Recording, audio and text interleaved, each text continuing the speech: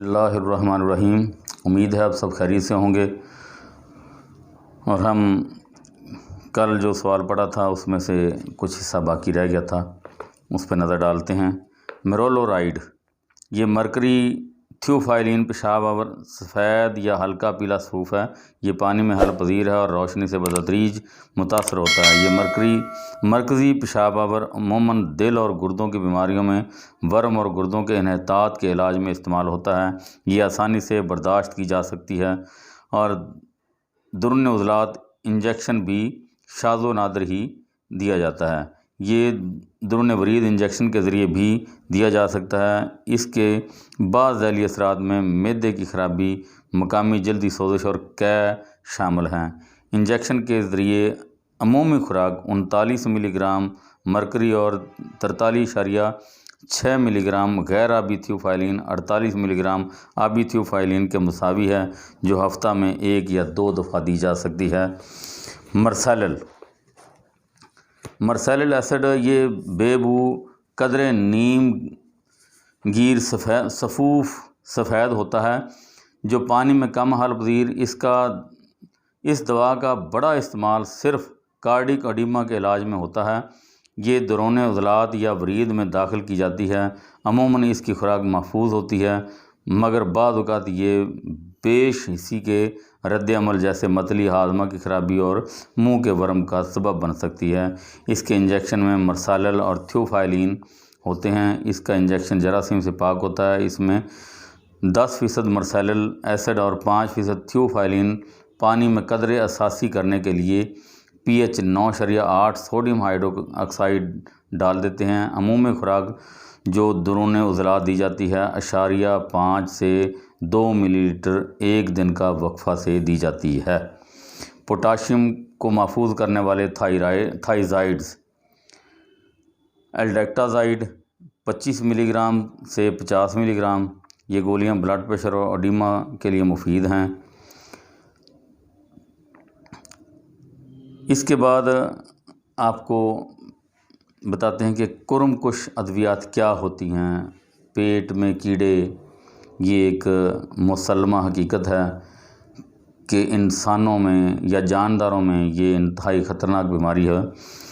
کرم کش ادویہ علاج کے 2 ایجنٹ ہیں جو کسی متاثرہ میزبان کے جسم میں طفیلی کیڑوں کو باہر نکالتے ہیں۔ یہ کیڑے جسم میں اس طرح داخل ہوتے ہیں کہ متاثرہ جانور کے پاس رہے یا اس کا گوشت استعمال ہو۔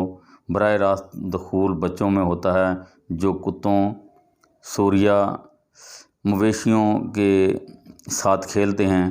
متاثرہ جانور کا گوشت جس کو اتنا ابالا نہ گیا ہو طفیلی کیڑے مر جائیں تو اس کے کھانے سے یہ کیڑے جسم میں داخل ہو جاتے ہیں۔ بعض کیڑے زمین میں ہوتے ہیں اور جلد کے ملنے سے یا چھو جانے سے داخل ہو جاتے ہیں۔ کچھ کیڑوں کے انڈے انسیکٹ کے ذریعے منتقل ہوتے ہیں یا وہ اڈلٹ سائز میں گرو کرتے ہیں، مثلا مچھر جو انڈے دیتا ہے اور انسانی جسم میں داخل کرتا ہے۔ بعد میں یہ بڑے ہو جاتے ہیں۔ یہ اندازہ لگایا گیا ہے کہ انسانی نسل کا 1/3 حصہ ان کیڑوں کا شکار ہے۔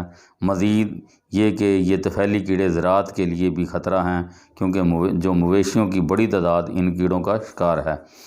مزید یہ کہ ملیریا اور جلدی امراض کے بعد ہک ورم انسان کے لیے سب سے بڑا خطرہ ہیں۔ اگر طفیلی کیڑوں سے کوئی مکینیکل چوٹ لگ جائے تو ثانوی بیماریاں لگ جاتی ہیں کیونکہ بیکٹیریا آسانی سے داخل ہو جاتا ہے۔ علاج کے لیے دیگر کیمیائی ایجنٹ کی طرح کرم کش ادویہ کا دائرہ کار وسیع ہے کہ اس کا سمی اثر ورم کے خلاف اور ذیلی سمی اثرات میزبان جانور کے لیے ہوتے ہیں۔ پودوں کے روایتی استخراج کرم کش کے بطور استعمال ہوتے ہیں۔ ادویاتی اعتبار سے کرم کش دوا کا اثر کیڑے یا کرم کے عصبی عضلاتی نظام پر ہوتا ہے اور اس کو کم مقدار میں مفلوج کرتی ہے۔ بعض اہم کرم کش ادویات ذیل میں درج ہیں۔ تو یہ تھوڑا سا غور کر لیں کہ پیٹ میں کیڑے جانے کے جو اسباب ہیں، یا تو یہ چھوٹے بچے جو ننگے پاؤں پھرتے ہیں تو زمین سے پاؤں کے ذریعے جسم میں داخل ہو جاتے ہیں، یا ہم سیب یا کوئی فروٹ کھاتے ہیں اس کو صحیح طریقے سے نہیں دھویا گیا تو اس کے ذریعے بھی پیٹ میں کیڑے جا سکتے ہیں۔ یا وہ جانور جن کا ہم گوشت کھاتے ہیں، اگر صحیح طریقے سے نہ ابالا گیا ہو، گوشت نہ پکایا گیا ہو، مکمل درجہ حرارت تک نہ پہنچایا گیا ہو، تو بھی یہ تقریباً انسانی جسم میں داخل ہو جاتے ہیں، اور یہ الرجی اور ملیریا کی بیماری سے زیادہ خطرناک ہیں اگر ان کا علاج نہ کیا جائے۔ تو اس میں کچھ ادویات ہیں، کلورین والے ہائیڈرو کاربن، ٹریٹرا کلور ایتھالین اور فینول اور اس کے ماخذ۔ اس میں کچھ دوائیاں ہوتی ہیں ہیگزائل ریسوسینول، پیپرازین کے ماخوذ، پیپرازین سٹریٹ، اینٹی پار وغیرہ، سینٹونین جس کا استعمال اب بند کر دیا گیا ہے، پہلے اس میں یہ کیونکہ زہریلے اثرات رکھتا تھا اس لیے اس کو اب استعمال نہیں کرتے۔ تو اس میں اور بھی ورماکس جو ہے وہ بھی استعمال کی جاتی ہے، اور زینٹل دوائی جو ہے وہ بھی استعمال، زینٹل اس کی براڈ اسپیکٹرم ہے، وسیع دائرہ اختیار اس کا ہے۔ تو ان کے سالٹ یاد کرنے ہیں آپ نے، اور یہ پیٹ کے کیڑوں کی دوائیوں کے بارے میں اس کو آپ کو بتایا گیا ہے۔ مزید اس کے علاوہ بھی جو دوائیاں ہیں ان کے آپ سالٹ یاد رکھیں، جنرک نام یاد رکھیں، تاکہ اس مرض کے بارے میں اگر کوئی دوائیاں پوچھی جائیں تو آپ تقریباً 5 دوائیوں کے بارے میں بتا سکیں۔ تو آج کا سوال یہاں پر ختم ہوا۔ والسلام۔